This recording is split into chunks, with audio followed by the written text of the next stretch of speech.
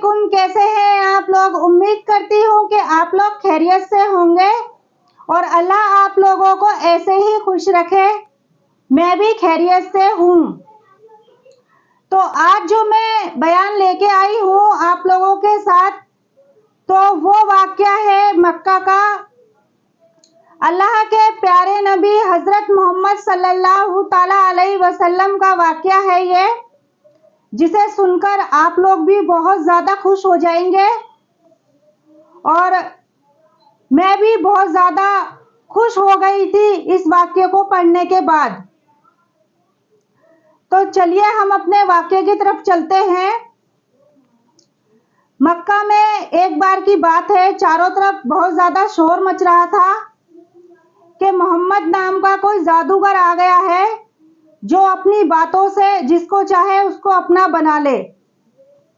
मक्का में चारों तरफ ये बात फैली हुई थी। अब मक्का में एक बूढ़ी औरत जो कि अपना सामान बांधने लगी जल्दी जल्दी कि ऐसा ना हो अल्लाह के प्यारे नबी हज़रत मोहम्मद मुस्तफ़ा सल्लल्लाहु ताला अलैहि वसल्लम अल्लाह के जो प्यारे नबी हैं उनके बारे में किसी ने ये बोल दिया था कि वो जादूगर हैं।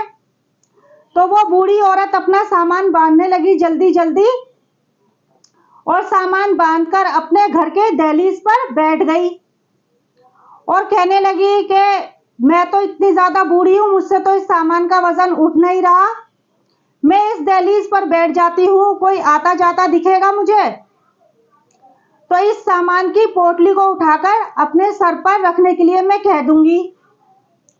और ये सोचने लगी कि मैं जल्द से जल्द मक्का छोड़कर चली जाऊं, ऐसा ना हो कि इत्तफाक से मेरा मिलना उस मोहम्मद नाम के शख्स से हो जाए जो कि जादूगर है।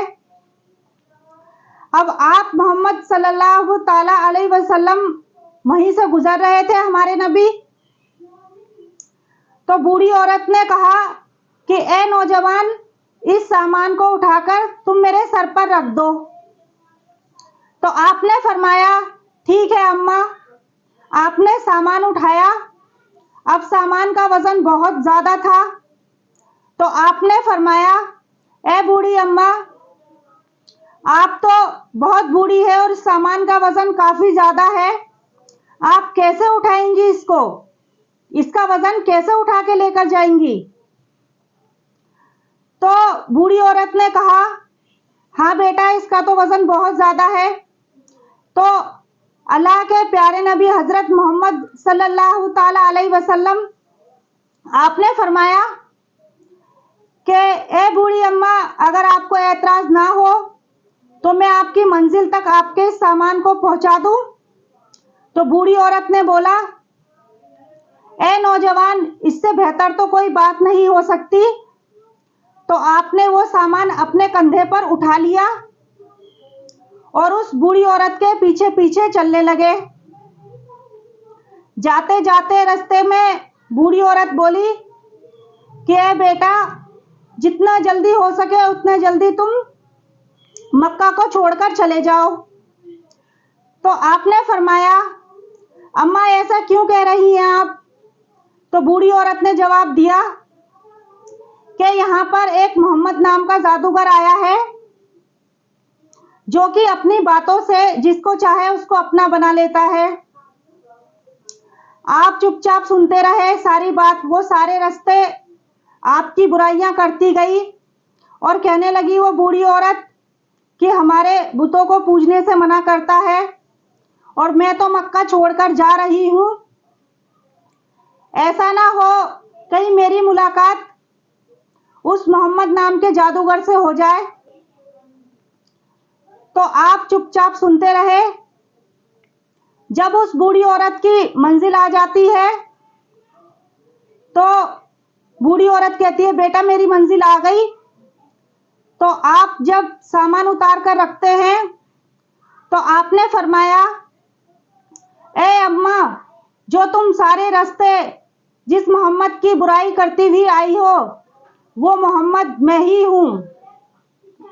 अब बूढ़ी औरत की आंखों में आंसू आ जाते हैं बूढ़ी औरत रोने लगी और रोकर हमारे नबी हजरत मोहम्मद सल्लल्लाहु ताला अलैहि वसल्लम के कदमों में गिर गई और माफी मांगने लगी और रोते हुए ईमान ले आती है वो और कलमा पढ़ती है। तो ये था मक्का का वाकया, जो कि मैंने सुन के तो मतलब ये सोचा कि ऐसा भी होता है कि लोग बाग इतनी बुराइयां भी कर सकते हैं, क्योंकि ये वाकया जो मैंने किताब में पढ़ा है, ऐसे बोलते हैं कि जो सदियों से चलता आ रहा है, जो पुरानी बातें हैं, वही किताब में लिखी हुई हैं। मैंने पढ़ा तो मुझे तो ये वाकया सुनकर मतलब काफ़ी अच्छा लगा कि अल्लाह ताला के प्यारे नबी हज़रत मोहम्मद मुस्तफ़ा सल्लल्लाहु ताला अलैहि वसल्लम हमारे जो नबी हैं, हमारे नबी के अखलाक देखिए कि उनके सामने ही कोई उनकी बुराई कर रहा है, लेकिन हमारे नबी खामोशी से सुनते रहते हैं।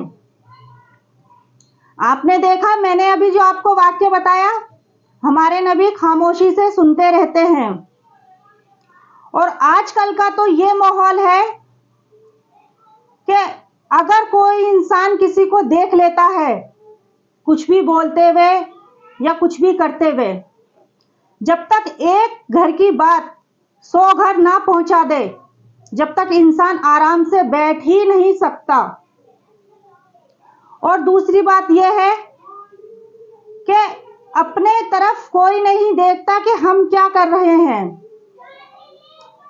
आजकल नमाज से, कुरान से और दीन से ऐसा लगता है कि किसी को कोई मतलब ही नहीं है। एक दूसरे को भला बुरा कहने में लगे रहते हैं। मैं सारे लोगों के लिए ऐसा नहीं बोल रही, बहुत से लोग हैं ऐसे जिनको दूसरों को गलत बोलने से फुर्सत ही नहीं है, और फिर बोलते हैं कि हम परेशान हैं, हम ये हैं, हम वो हैं। जब तुम किसी को भला बुरा बोलोगे तो परेशानी तो खुद पे खुद आएगी तुम्हारे ऊपर। इसलिए किसी को कभी गलत ना बोले और हमेशा यही सोचें कि अगर कोई भी गलत करता है तो वो अपने लिए करता है, तुम्हारे लिए नहीं करता।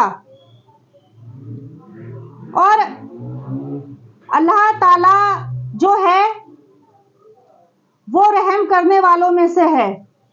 पता नहीं किसी ने 100 गलती करी या 500 गलती करी और अल्लाह ताला के आगे वो रो रो के गिड़गिड़ा के माफी मांगे और तौबा करे, अल्लाह ताला उसको माफ कर देगा, क्योंकि तौबा के दरवाजे बंदे के लिए, अल्लाह के हर एक बंदे के लिए जब तक खुले हैं कि जब तक उसको मौत नहीं आ जाती। मौत से पहले पहले तौबा के दरवाजे खुले हैं, क्योंकि वो शख्स तो तौबा कर लेगा, लेकिन आप जिसको भला बुरा बोल रहे हैं फिर क्या होगा? उस बंदे ने तो तौबा कर ली जिसने गुनाह करा है, अल्लाह ताला तो माफ करने वालों में से है, लेकिन आप उसके बारे में बोलकर क्यों गुनहगार बन रहे हैं? तो आज का मेरा वाक्य यहीं खत्म होता है। दुआओं में याद रखना। अल्लाह हाफिज।